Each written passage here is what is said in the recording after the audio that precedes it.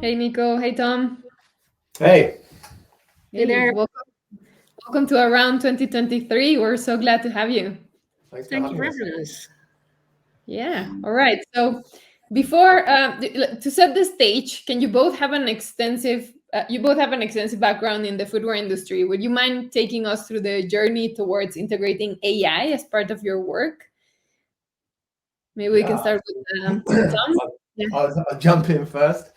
Um, yeah, so I was actually at Nike for 11 years as well. So hi Nike viewing party team. So I started Scolab about a year and a half ago now, and really it gave me an opportunity to rethink the whole kind of workflow and work process for product creation. And so it was a great opportunity to learn this new tool set, but also integrate this new tool set into how the studio works, right? How does it make us more effective? How does it allow us to explore new opportunities, to really start to push the boundaries of new design, new silhouette, new form, and really think differently. It's pretty straightforward integration as to this moment, I would say. It's been a really fun learning exercise as well. And I think we're only just seeing the beginning of this new, let's say, revolution.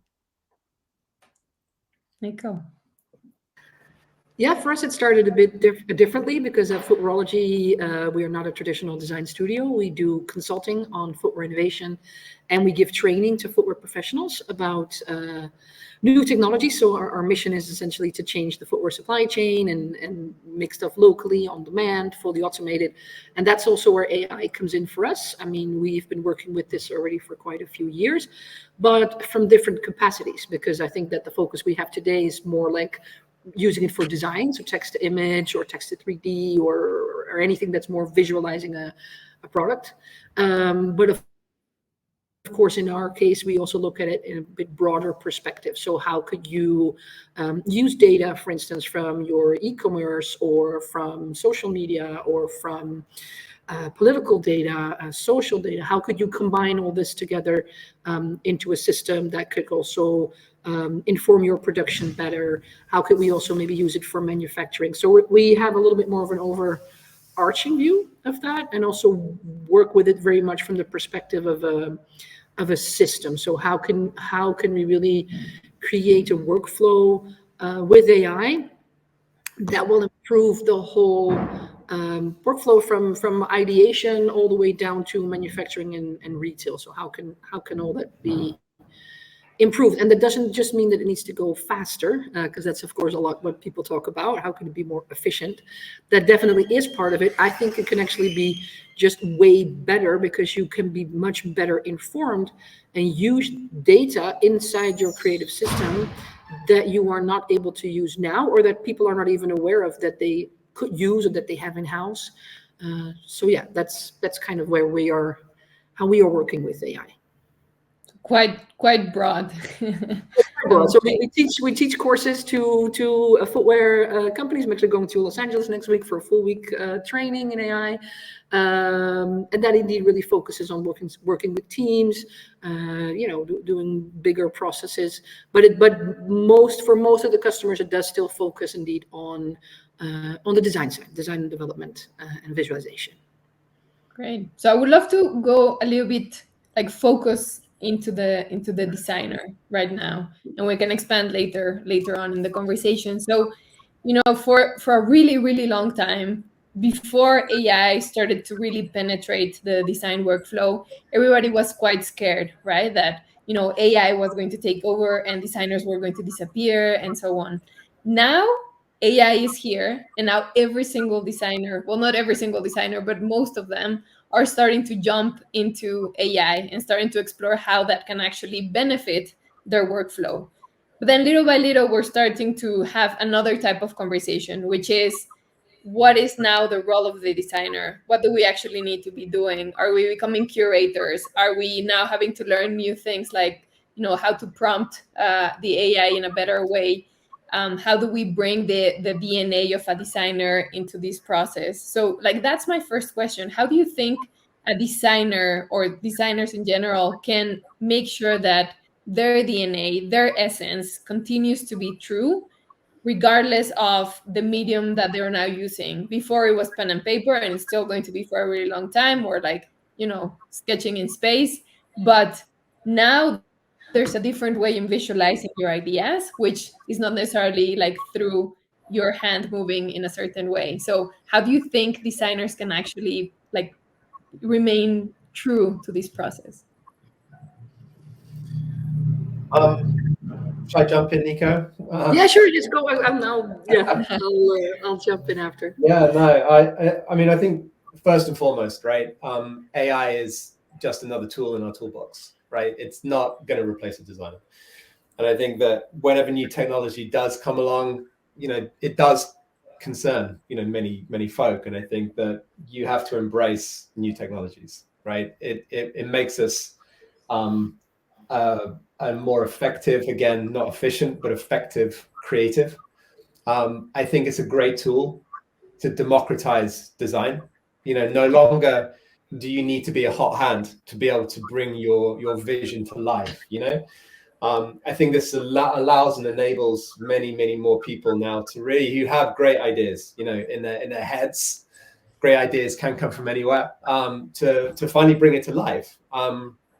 Nico and I have had many discussions around these topics, and I think we've got a lot of, let's say, poetic phrases that we've come up with through these conversations. But it allows designers to once again be artists, right? So whether it's prompting or it's wordsmithing, whether it's creating a true creative direction to run it through a GPT to give you a very focused output based purely on that creative direction, it's kind of like a creative director's dream, because finally the purest essence of the direction is actually being put in practice, right? It kind of is steering the entire design and ideation process by taking those images, taking the words, and running them through the bot, if you like. And I know Nico's got a bunch to talk about after this one, so I'm going to pass on. Okay, thank you. Yeah, I mean, I partially agree with what Tom says. I do indeed. So there's pros and cons to the democratization side. So indeed, there's lots of people that have great ideas and are now able to visualize that without having to study very much how to actually do visualization. So I think also when we had a preparation conversation for this, what I really see as a difference is that so far design tools, when they went from pen and paper to 2D digital and then to 3D digital, it was still very much the focus on actually doing the visualization, and that the skill of the designer is about being able to draw, whether that is from indeed flat or in 3D. And that also is a very big hurdle.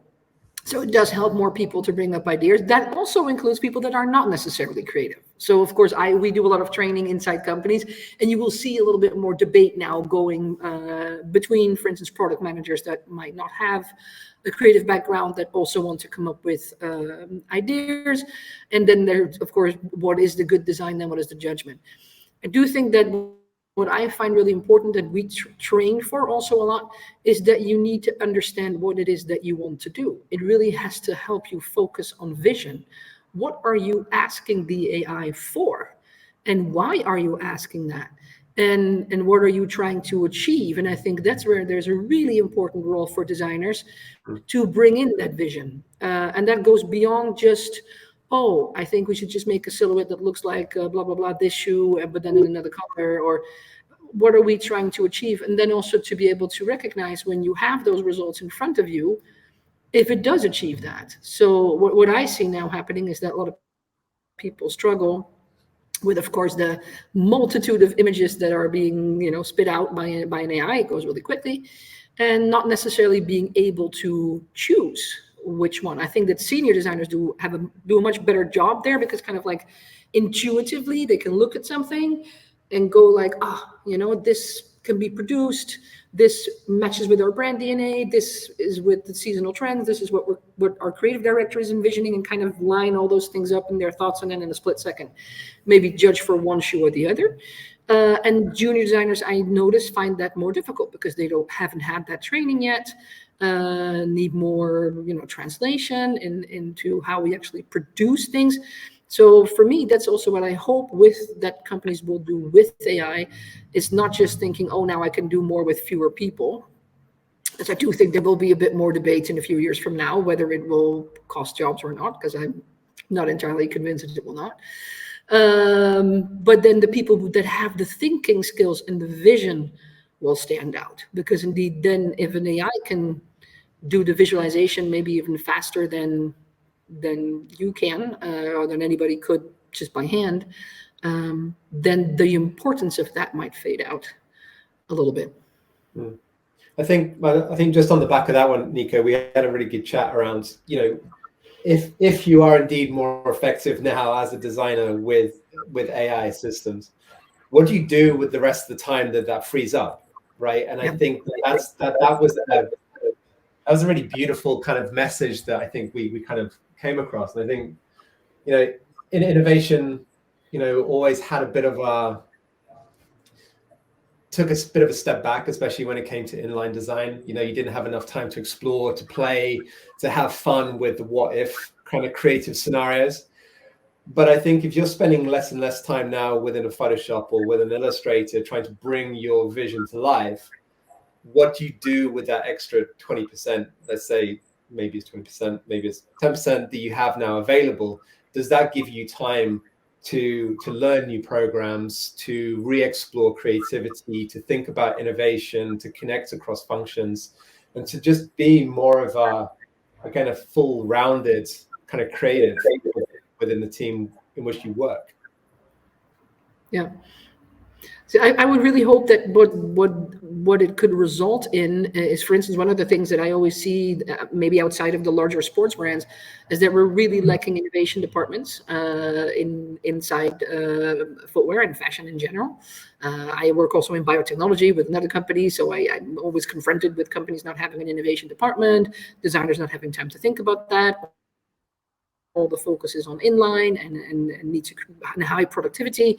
So I do hope that with AI, that companies could also consider, instead of just thinking, oh, how can I lower my headcount if indeed the visualization goes away faster, by thinking, okay, how can I have my current team do things that we would never have the time for otherwise, that could also help us forward in a big way. I really do hope, at least those are the discussions that I'm trying to start whenever I'm at companies and doing more C-level training, which we also do, then to really focus on those things, not so much on, okay, which application you need to use now, because they change ever so quickly. So that's not even the most interesting.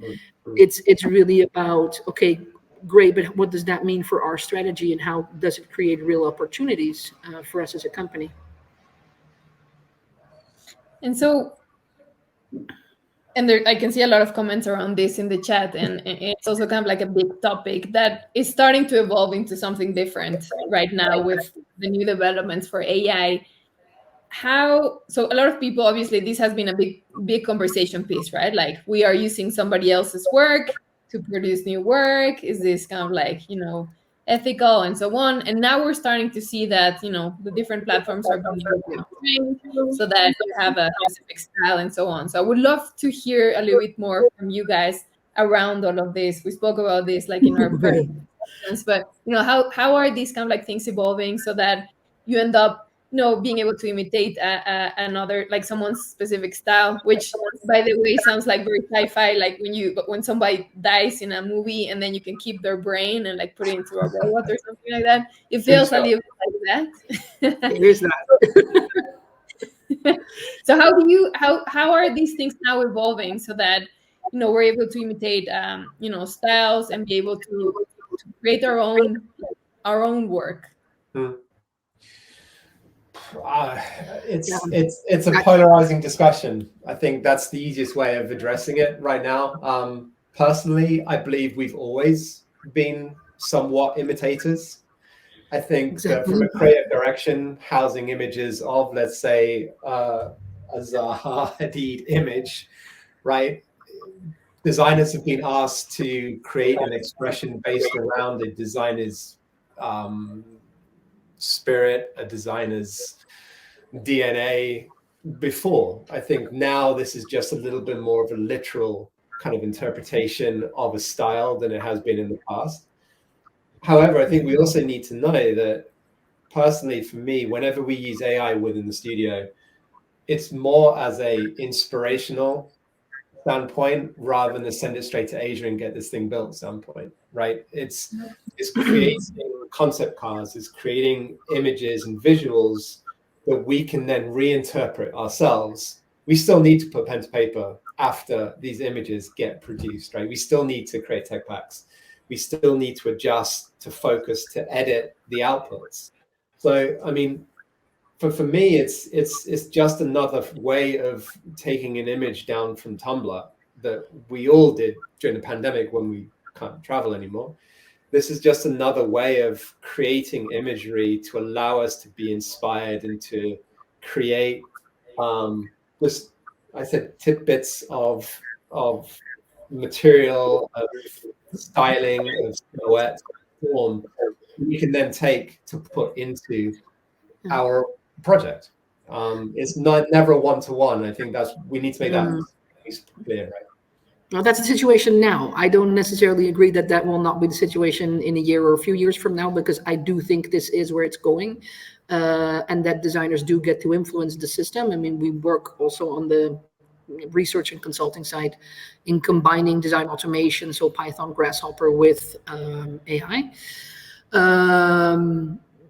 But that's maybe a separate discussion. I mean, I have quite a clear and maybe not so popular opinion indeed in this discussion about its existing artwork. I really am always offended almost by people saying that, because your whole training in art school is looking at art history. I actually think that one of the good sides of AI is, because you can indeed brief an AI based upon art style, that people are again having to focus on art history, which I often see here in people that are recent graduates. They have very little idea of. So I actually appreciate that very much. And it's a very common practice. I saw some good comments here in the chat already, that you indeed see the same words popping up in prompts. That's the exact same thing that we do with fashion trends. You know, everybody keeps focusing on, yeah, but you need to be totally unique. This is what designers are taught that they need to be. But in reality, making products for the market, how much uniqueness really is there? And is that really what you need to bring as a designer? Or are you more also focusing on solving design issues? I mean, on our side, we focus a lot on sustainability. How can we make shoes in a very different way? AI would also be a great tool for that. I would love to see more thinking around that. And then another discussion could be the flip side of, instead of saying, we need to prevent existing work from being used, you can also see it as an asset where you can indeed train an AI in your style and eventually even make money with that, license that out. Those are all models that we might not know now how this will pan out, but I think that might happen actually in the future, where now I see so many of the AI models clearly being trained with Nike and Adidas shoes. I mean, I see swooshes everywhere, even if I don't want them at all. Or if I type sneaker, you will see that. So you could also think of that maybe the other way around eventually, where indeed a company like Nike will say, okay, we have our own AI system fully trained on Nike stuff. If you want to do something with that, you're going to pay for it, we're going to license it out. But designers can also do that. You already have smaller models for training AI in your design style, and then being able to, once you have your AI model trained on your style, maybe collaborate with somebody in another style that has also trained a model, and then collaborate on things without ever having to even meet and create ideas that would otherwise never come to fruition. You know, it's interesting how that goes. Legislation so far on the IP protection has not been very successful, because it's really hard to prove that it's an actual copy of an existing work. There are changes, so it's not that simple. So unless a designer can really point to, this is one of my works that was used, and what the AI did with it is like a literal representation of my original, that's when they have a point. Otherwise, it's still very difficult. And I would challenge designers to look at their work and really claim that they have never been influenced by anybody. So yeah, it even goes back to, we all have mood boards, right? Like like sometimes in our walls we have Pinterest, we use Instagram like crazy. Like we take inspiration from very different places, but we're still always kind of like making reference to the past. Yeah. Maybe this is a little bit more obvious, but we're still doing it. So, Well, I don't think it's more obvious. I just think it's more immediate. I think Yes. that no longer do you need to go to a museum. No longer do you need to go to a gallery. I mean, we all want to, right? But you don't necessarily need to. And I think that the immediacy is now from a week-long trip, let's just say, to a 1-minute long prompt session, right? Where you're able to generate a slew of images based on the style you're wanting to interpret, or your vision, I think is the key word here. And then how you decide to bring it to life, and then what do you do with those images, I think is the real kind of question here. Is like, once you've been given, however many hundreds of images you ultimately are given, what is it you do with them, right? How do you therefore use your experience, your judgment, your artistic flair, let's say, your innovation hat, to be able to take those images and do something with it, to make them a more of a purposeful product? Because really, none of these images are purposeful, right? They're all just most of the part, they're very pretty images, right? But to be able to bring these things to life, you need experience. You need a full team of development partners behind you. You need to know about materials, about color, about function, about performance. So there's a whole back end, right? Or front, if you like, front and back end, to how this process works. And so I think the key word here is balance, right? How do you insert it as a pencil within your pencil case, or a tool within your toolbox, and balance it with all the other tools and your experience and partners that are at your disposal?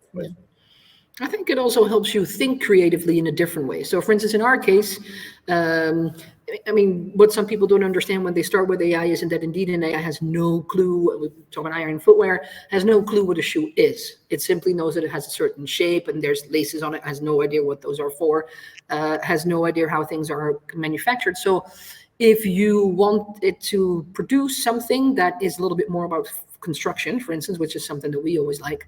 Say I want to make a modular shoe, and AI has no idea what a modular shoe is. It's never been trained on footwear parts. I mean, at this moment, it's just sneakers. So what I was trying to do is to kind of like visually, almost symbolically think, what kind of things are in parts and pieces that I could combine shoes with, for it maybe to start making something that looks like a shoe in parts. So I would combine it with sliced bread, with Lego, with Rubik's Cube, with anything. And I got some really interesting results there that I'm pretty sure I would not have gotten otherwise. And okay, yes, then they do need work to make it into something that could be manufactured, but actually, especially because the AI has no idea what a shoe is, it can sometimes come up with a solution where you're like, huh, that was not at all what I meant, but that's actually really interesting that I could actually do that, and I never would have thought of that. And it's probably a thought that would never come into our brain because we are already fully conditioned. We know what a shoe is and have a lot of thoughts around that, and actually almost hope that AIs will not get that. So in a part, yes, I was just explaining to Tom before we started that I had trained my first, was so happy I just finished the training of my first midsole AI model that works, makes only midsoles. That's great. That was indeed something difficult. But at the same time, I really hope that we kind of keep these, I would say almost dumber AIs, or less informed, because from a creative perspective, they come up with solutions that we would not otherwise have. So I find it very interesting to follow how we will probably have very different types of AI for different purposes, depending on what we are aiming to achieve.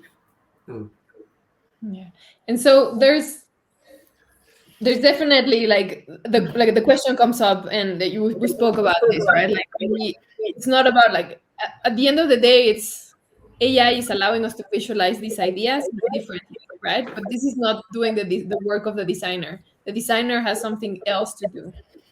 still there might be and like it's kind of like a two-part question. One is, will designers now need to learn another type of skills? There was a question in the chat, like, do we actually now need to like continue learning how to 2D sketch, how to 3D model, or can we just like go and like start using AI fully and like forget about that and only like become designers in this other way? Like, how do you see this taking place? I think the answer to all that is yes. Please continue to put pen to paper, continue to 3D model, continue to still run a Tumblr site. I don't know, but I think the more images that you can self-create to use as almost image prompts as well within AI means that you're almost closer to getting what you would like to get from a ultimate output scenario anyway. So like, we play with just putting in just standard pen sketches as an image prompt. We play with using 3D models as image prompts. We play with photoshopped images as image prompts. So it's not just word prompt within an AI system, but image prompts now are even stronger because the manipulation that you can play with creates even more surprise and delight, right? I think that there's so many like ingredients that you can feed into this machine, and so many different ways of doing it. You still need to have the idea, right? If the idea is the word, is the image, is the sketch, you still need to have that. Again, I think we've got to be super, super clear here that this is not just a one-trick pony. Right? This is not just a on an island system, right? The traditional sketching, the traditional-ish 3D modeling, the traditional Photoshop Illustrator work is still necessary. It's still needed, even from as a post-process. Well, taking Midjourney developed images or GPT developed images and being able to mess with them, morph with them, to liquefy with them, to pull them around, to play with them. It's just another tool within the toolbox. I'm going to keep banging the same drum throughout. Now, I see a little bit different developments there inside companies. Indeed, we get a lot of people coming to us for training or consulting that do assume that you no longer need 3D tools. That's not the case at all yet. What I do think will happen is that if people need to learn 3D now, that in say in the near future, the next coming years, it will mainly be used to be able to edit and tweak the base models that are produced by AI, because it's so much faster than you doing it from scratch. What I also see is that companies that have not jumped on the 3D bandwagon yet are now waiting a little bit, because a lot of times, at least a lot of larger companies that do footwear, they have a lot of 3D modeling done in Asia at the factory. So what we often see, and it's indeed not necessary, I think, is that there's 3D visualization done in the office, whether this is in Europe or America, South America. And then that's basically just for visualization purposes, so that we can select better which shoes are we going to sample or not. And then the modeling is redone again in Asia for the purpose of making tooling. Now, what I can imagine is that we are using the AI to replace the renderings that are used for selection of which shoe do we want to sample or not. Because it does go very quickly, so there are already a few different models now that could go to a 3D mesh. Far from perfect, but it might serve a purpose of being able to communicate what you mean to those people that are not 3D designers. And then the actual rendering is done indeed for the purpose of manufacturing. So you would get a little bit more need for exact rendering for manufacturing. And then vice versa. So if that 3D model is made, that you maybe can give some tweaks to it in 3D. I think actually also that a gravity sketch is great there, where you would have your model sent to you and then essentially use gravity sketch as a way to comment on that and explain to your manufacturer what you want to have changed. in 3D. So, but I think the AI can take over a big role of especially the renderings that are made for either sample selection, so before samples are made, and marketing. So both of those sides. Yeah, I mean, I think from my experience of 20 years within footwear now, all of those hours, days, weeks, months I've probably spent in front of Photoshop making a realistic, let's just say 3D, 2D render of a design. I mean, sometimes it's fun, let's just say, sometimes it's definitely not fun. But to be able to get that time back now again and really use that time to dial in that design rather than make it look pretty on the screen, surely that's for the benefit of the product at the end of the day, right? So if products can benefit from this tool, we're able to open up a new aperture, we're able to expand possibilities, look down multiple different avenues that we would have necessarily looked down, rather than worrying about image creation or visual creation.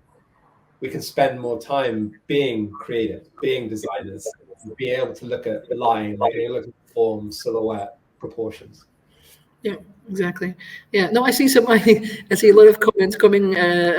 Those are always there in discussions on AI that are a little bit gloom and doom. So, am I AI? Is AI acceptance and surrender a form of Stockholm syndrome, as if we are taken hostage or anything? I don't look at it like that at all. However, indeed, yes, if you are not understanding and not aware of how AI works and how you could interact with it, then you could make the mistake of thinking that it will completely take over. But it is indeed true that there's other input wanted from designers, especially as we start progressing indeed more to systems where there's different data input from different sides. I see some questions on biomechanical things, for instance. All that is possible. We will see, of course, combinations between AI, machine learning, and design automation, for instance. So could I get scan data to start, for a design? Then could AI influence the rest of the aesthetic? And then it's actually much more, as a designer, it's about what contribution do you make. The contribution that you make is the vision. So what is it that we are aiming to achieve here, and how could we make a shoe, in our case, that is way better for whether it's an athlete or just lifestyle or whatever purpose you have, that's way better than what we have now. What type of data would we even want for it that we might not have before or would not be able to use before? Because of course, if you now give a designer an Excel sheet with, I don't know, indeed biomechanical data, how are they supposed to directly use that in a design if you are doing pen on paper? If you are indeed working with a system that could include those data and then you interact with it, that's when it becomes much more interesting. So we need more people with a bit overarching vision. I also see it in all my classes for senior designers. I think it's a blessing because I've had indeed a lot of senior designers in classes that were kind of like forced in the past years. You need to do 3D, even though they themselves would probably be too expensive to do all the rendering. So, and in this case, we need people with good vision, good understanding of manufacturing, ability to understand how to connect the two. So yeah, I actually think that it's great news for experienced designers to really make steps ahead, and it's a fantastic tool. And for junior designers, it can really enhance their creativity, I think, a lot in form of thinking. But you need to teach people how to think in systems, and I think that's where some of the discrepancy will be, because of course current education does not so much do that. It's still very much individualized. Like, you are the designer, you will have that one creative idea. This is all about you, your ego, your personality, your whatever. You're unique, you're fantastic, and that's what you bring to the table. And this will allow us to really work together much more in teams, and really for each of those participants to have their contribution in terms of what they are feeding into the system. I think one word that neither of us has said yet is the notion of collaboration. All right. Yeah. I think like AI tools, just as Miro did during the pandemic, right, opens up this whole notion of just ease of collaboration. I mean, no longer do we have all of our designs just on our desktop or just within a sketchbook. I think that I've got team members that are based in Australia, in India, in the US. We all work on the same AI server where we can prompt or create variations on one another's designs.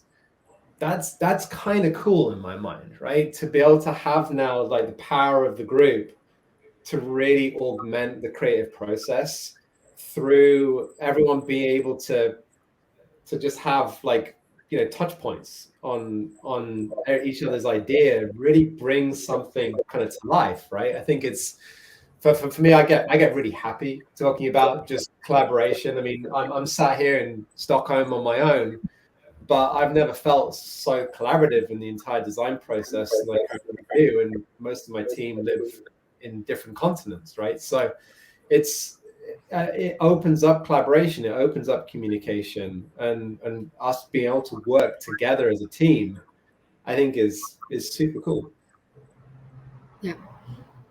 Yeah. It allows you also to work with people that you might never have worked directly with before, So, or in a capacity that you never were able to do before. There's always still these, in every company, especially larger companies, of course, these silos of, okay, there's the sales and marketing people, and then we have the manufacturing people, and then the logistics people, and visual merchandising people, and the design people. And I don't know how often I've been in companies where these departments wouldn't even know each other or hardly ever collaborated, which has had a lot of consequences for some stuff not being very successful. I think we've all had that experience. And this allows for that to be also much more smooth. So, I mean, I think that will be interesting also for many companies when you're looking at the AI for creation. To really start, connecting it to other stuff. I remember several years ago, actually, I was in a conference, and one of the participants said, like, hey, could we not visualize, for instance, in design software, that if we make decisions that would increase our footprint drastically, that you kind of see yourself drowning in shit, basically drowning in waste and whatever. And as soon as you make better decisions that might bring your footprint, back down, you're climbing out of it. There's a lot of different ways that we could now start thinking about how do we use data, visualize data, work with that. That is much more interesting and intuitive than having indeed your Excel sheet with last season's sales data. It's really another way of having a conversation with the system. I saw indeed one good remark I really agreed with, that you have to understand an AI as an intelligence. It's really indeed like a person that you talk to. I mean, if I'm now I do a lot now in DALL-E 3, combining a lot of different functions and apps and whatnot, and I simply have a conversation, literally, like, I like that, no, but maybe change that. But what do you think about this? And I really have a conversation as if it's a person. So, and that's also how you could see that whole idea and system, and it could really open up thought patterns and insights that could really benefit design greatly. And I'm actually really excited about that. Of course, there can be downsides to that as well. But you as a designer, also, when you start understanding how AI works, can also actively influence, of course, in your company, what is it that we need, and not just leave the decision-making about AI and what are we acquiring in terms of applications or investing in, not just leave that up to the non-creative departments. Great. Yeah. And yeah, designers being designers, like AI is just helping you visualize things. It's giving you options, it's giving you inspiration, it's helping you collaborate with other people, but you still need to be the creative, you still need to be the vision of the project. And so I want to change gears a little bit, going into practicalities, because there's so many questions around how do you actually start with AI? There's some questions around like, do I need to like maybe not go into like traditional education and start learning on my own these new technologies? There's some other ones around like, how do you actually get started and keep up with all of these different platforms that are starting to appear? These ways of using it, these ways of going about it. There's another one around how do you start training your own AI? Do you need your own computer to be doing that? So, if we can go a little bit more into the practical on how to go about AI? Sure. Yeah. I think from a practical level, from like my personal experience, how I learned AI, let's just say, was um, I chose to steer as far away from shoes as possible, right? And I set up a side kind of Instagram account. I was just playing with cars. Cars were a passion of mine too, but as a way that I could mess about, have fun, make a ton of mistakes, but also learn at the same time. But also, it was kind of outside of my own wheelhouse a little bit as well. So there was a bit of, again, kind of personal growth and learning on that side of things as well. And then once I kind of got the hang of it, I was able to then bring it into a kind of a practical use in my day to day. I think there are also different levels of AI, right? I'm seeing a lot of love right now for VisCom, for example. I think like brands like VisCom, Newark, that are super, super, super beautiful interfaces and so simplistic that allows you to bring in a sketch and go from sketch to a faux 3D output extremely quickly, I think is a great on-ramp into, let's say, the AI sphere, right? I think what VisCom do with just the quality of the output is phenomenal. I think it's super inspiring to see how that works. That I think is fairly easy for a lot of people to understand without much education, without much learning. I think once you get into prompting, you slowly kind of build up a little bit of a muscle, right? It's a new muscle that you need to build up. And then you get into like figuring out like the do's and don'ts around prompts. But for me, I asked a lot of questions, right? I work with a guy called Kadar. I know Ben Geometry, I don't know if he's on the call right now, but he's an absolute whiz kid.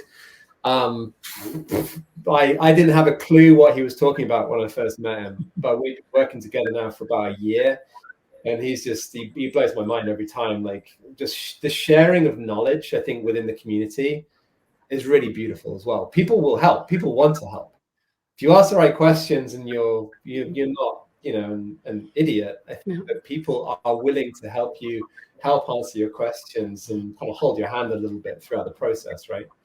When it comes to building your own bot, it's fairly straightforward as long as you've got the materials in which to train it, right? If that's your own designs, if that's images that you gravitate towards, let's just say, there are very easy ways to train these bots currently, your own personal design co-pilot, if you like, to help you kind of through these systems. But I think without rambling on too much, there's a crescendo, if you like, of easy on ramp to really kind of get in amongst it. And that comes with time, that comes with learning, and that comes with just asking the right questions. Yeah. I think I would advise usually, I mean, I get the question, of course, a lot, and we do training. For indeed, if people are still studying and don't have the money for subscriptions, because a lot of the applications are subscription based, not very high subscriptions, but at the same time, if you have a lot of them, then it starts adding up. So I can imagine, for instance, something like Leonardo.ai, for if you want to have something like a Mid-Journey that's free. I would say I myself do use Mid-Journey more than Leonardo, but they're both very good quality. I agree with Tom that prompting is very important. I saw some remarks indeed that people really get poor results from it. That's also the main remark we get when we start with training people that have already done some AI. And that's really indeed about understanding how to have a conversation. So you can learn a lot from having AIs describe photos of something that you want to achieve. That will teach you a lot about how an AI makes a prompt, essentially. It's usually a good one. And indeed, also understand, I think people are a little bit, on the one hand, maybe too impatient in the sense that I'm going to go put one prompt in here and I want to have my ideal image. And on the other hand, at this moment, still assume that an AI is Photoshop, so that they're like, oh yeah, I like this one, but I want the sole to be a little bit more like this, and then this to be a little bit more like that. And sometimes you can solve some of that with in painting, but in our case, for instance, for footwear, a lot of times the AI is not trained exact enough for that. It doesn't know the language also of footwear parts, so describing that is difficult. And then the same when it comes to AI training. So we use a program called Rossa. You can also do this in Runway ML. That also has a good training model where you indeed upload a couple of images as long as they are clear with white background. Again, it depends on how complicated you want to make it, because indeed, if you want to have an AI that recognizes all footwear parts, that means that you need to train it in a different way, because you will need to not just teach it a shape, you will need to teach it also the terminology, language that it doesn't naturally have, because it's not trained for that. So I heard some people, oh, AI is very costly to train and long. If you're talking about models this detailed, then yes. If you're talking about something much more simple, so in terms of, I have an iconic shoe, like a carryover shoe. We have so many companies that have carryover shoes. I worked for Timberland for ages, of course, so that classic boot I've seen a gazillion times over. So it's super easy, actually really easy. It takes an hour to train through some of those applications. Those are the first one, and then there will be many more to train an AI that will spit out varieties on those shoes with the exact tooling that you want. And you can kind of steer it, like how exactly you want it, how not exactly you want it. So there are a lot of softwares that are quite cheap, and indeed that you can start with for creation. And any degree of Viscom, Newark, footwear specific, of course, are very handy to have. Awesome. All right. I would love to welcome our guest Q&A speaker onto the stage to ask a few questions. So yeah, welcome Lip Comorella, our director at Netflix. Remember to turn on your mic and your camera. Hey Lip, how's it going? Pretty good, pretty good. That was definitely inspiring discussion, and we all get those discussions, isn't it? Like every colleague just, hey, what do you think about AI? Because it's sort of maligned a little bit still. Like I have to close the door, especially in some environments. So this has been a bit interesting just to get that sort of the technology product corner. I have two questions, and they are partially a little tongue-in-cheek, but not fully. And so I'm talking to this friend who works at Apple, and he's a coder, he's an engineer, and my background is predominantly from 2D animation and stop frame animation, so like a very sort of analog, almost romanticized craft, versus coding is not very romanticized.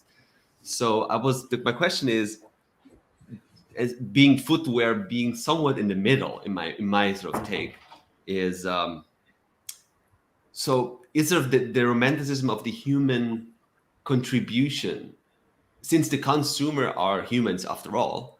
Is that something that you guys think will still hold?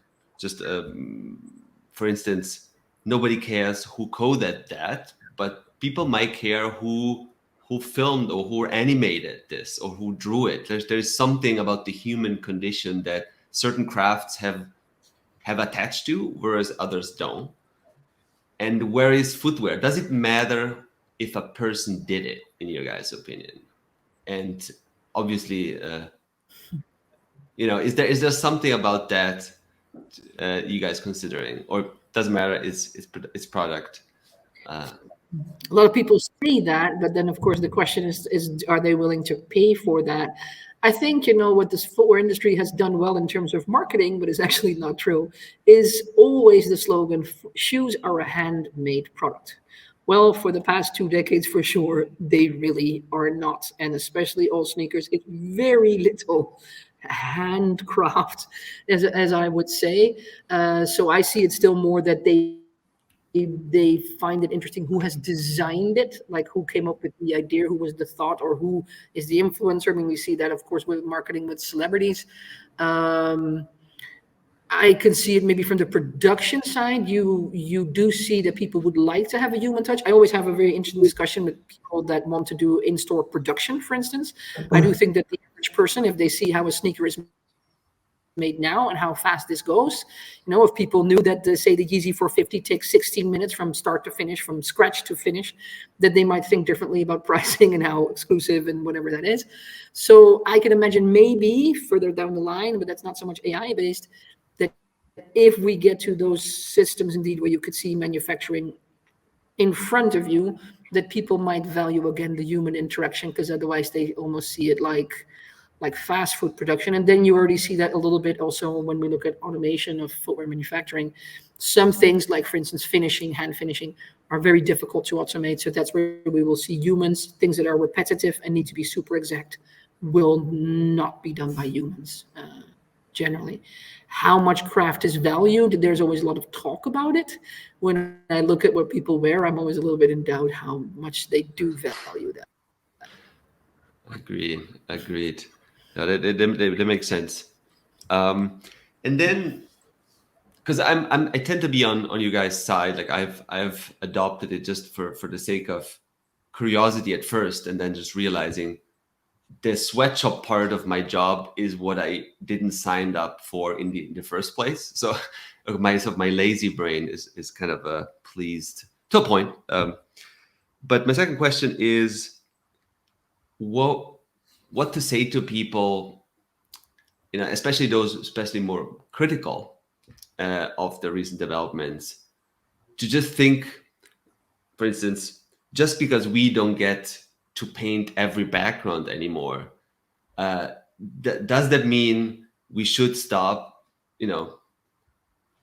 AI cancer development, or go into space, or energy efficiency? So I feel people don't look outside their little plate. So what do you tell people just to expand their view? Just because you don't get to draw every face, people might go to space or cure Alzheimer. So is that something that you guys would say to somebody?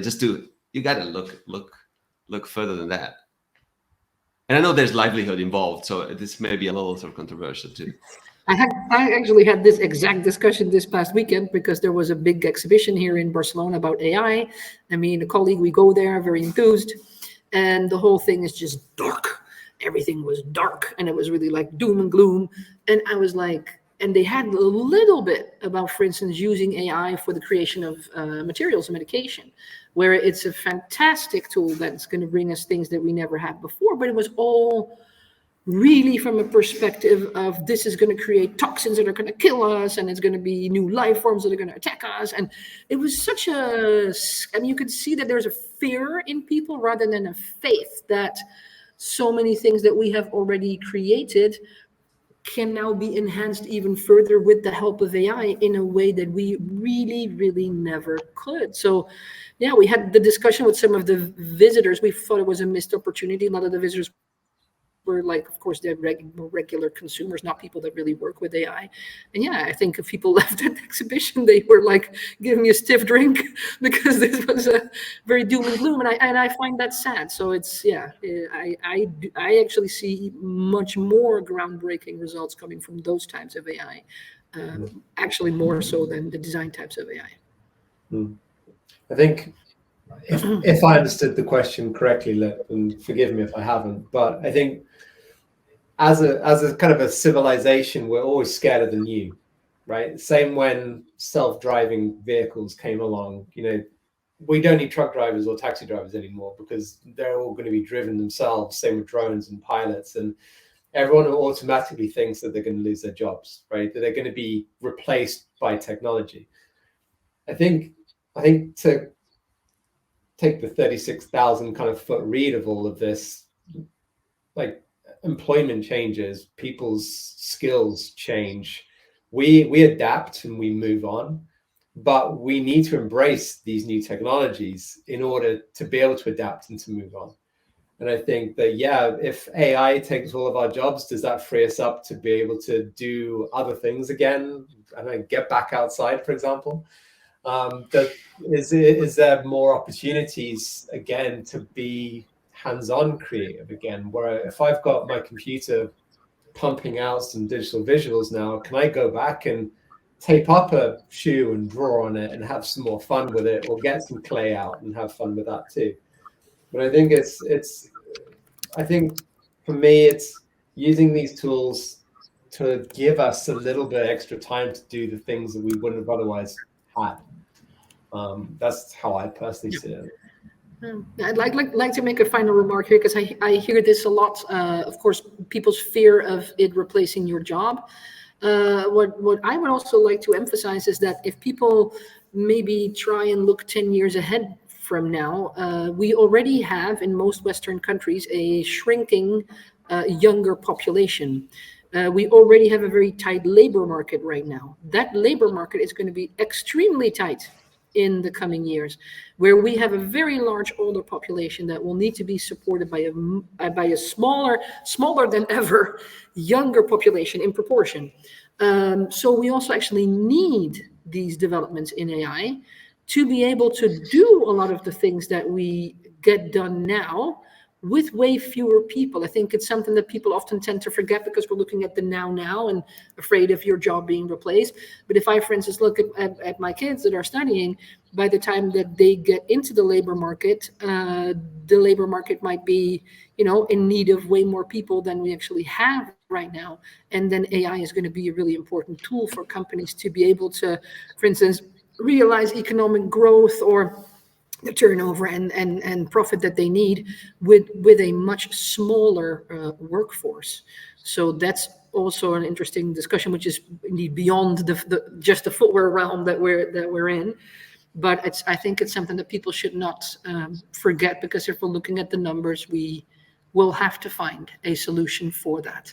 And AI, I think, is very timely solution for this.